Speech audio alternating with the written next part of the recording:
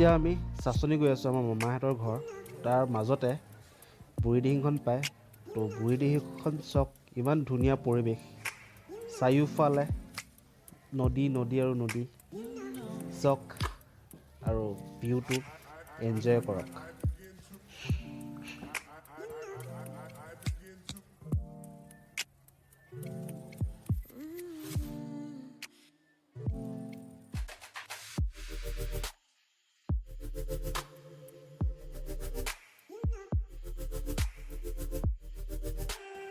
তো কেনেকুৱা পালে তো বলক এতিয়া আগুৱাই যাওঁ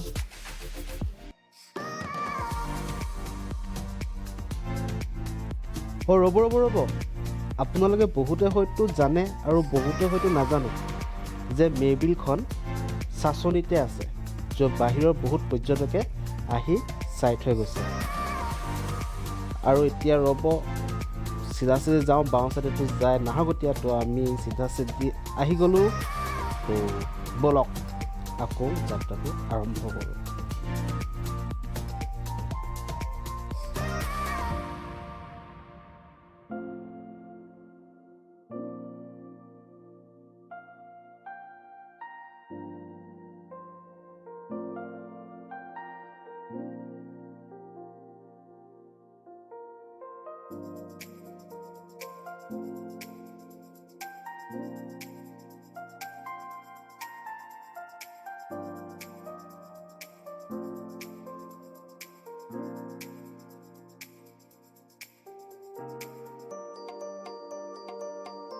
তো ফাইনেলি আহি পালোহি মামাহঁতৰ ঘৰ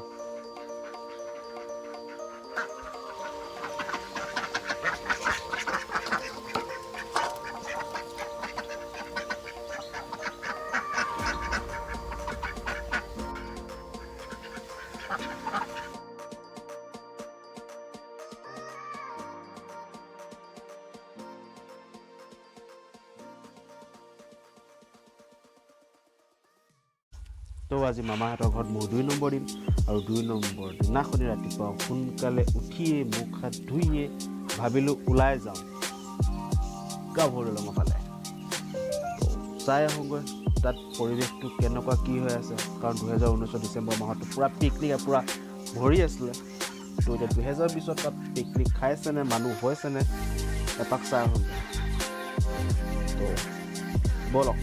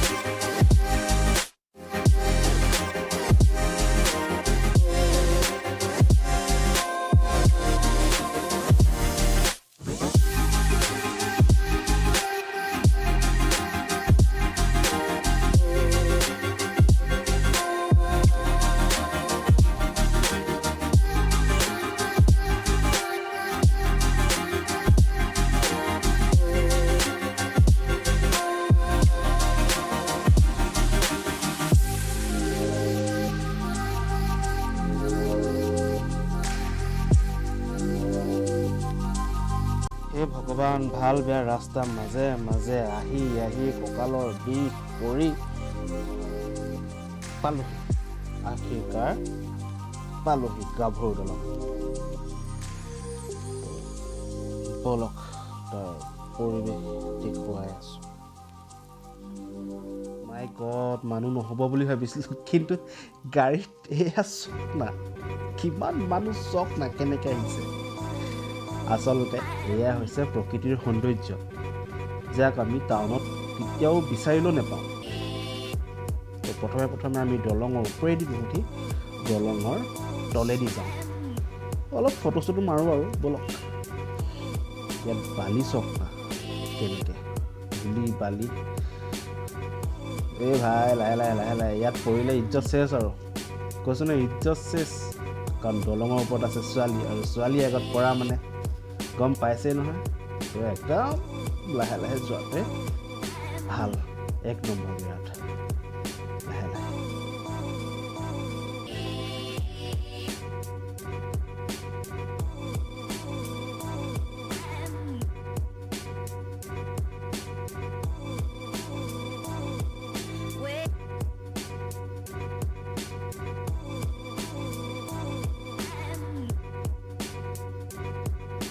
তো বাইকখন এইডোখৰতে ৰখাই ফটো চটো মাৰি অকণমান জিৰণি লৈ ব'লক দলঙৰ ওপৰৰ পৰিৱেশটো দেখুৱাওঁ।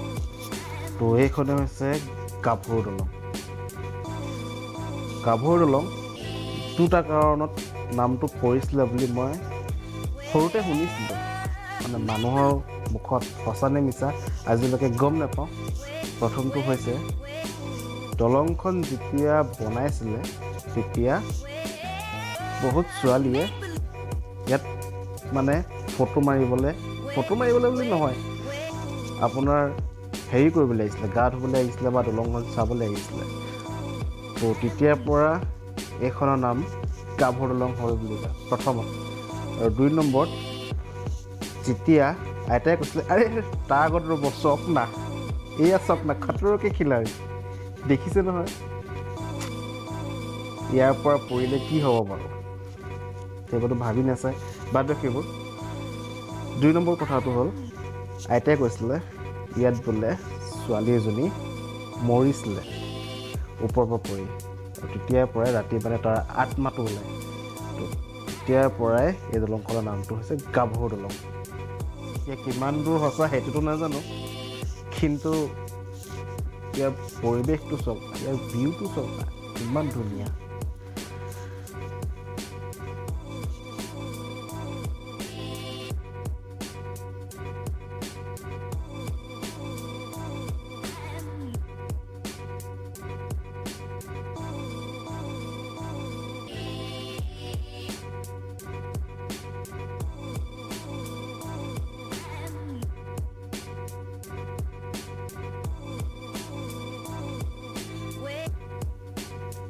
পিট পিট পিট পিট, অকণমান চাইড দিয়ক, উপায় নাই, এনেকেই হৰ্ণ বজাব লাগিব আৰু চাইড খুজিবলৈ হ'লে।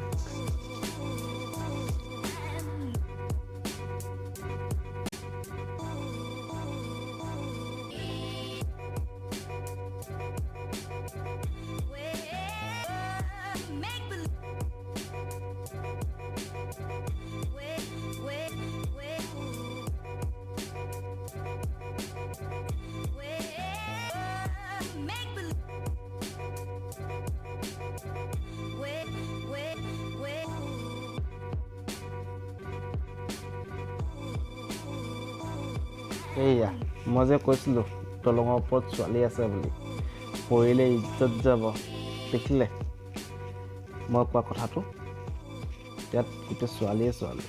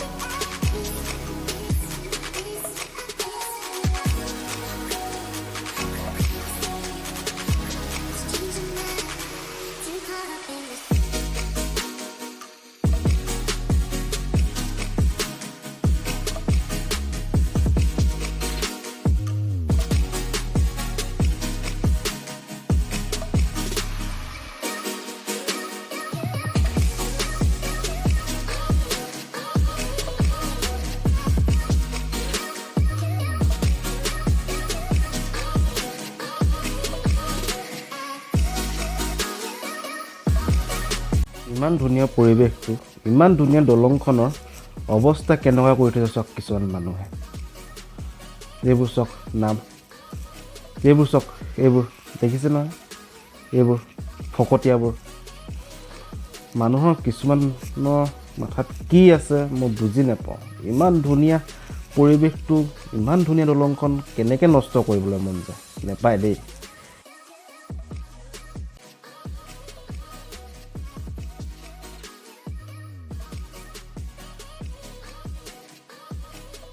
ফাইনেলি আমি য'ৰ পৰা আৰম্ভ কৰিছিলোঁ তাত আহি পালোহি।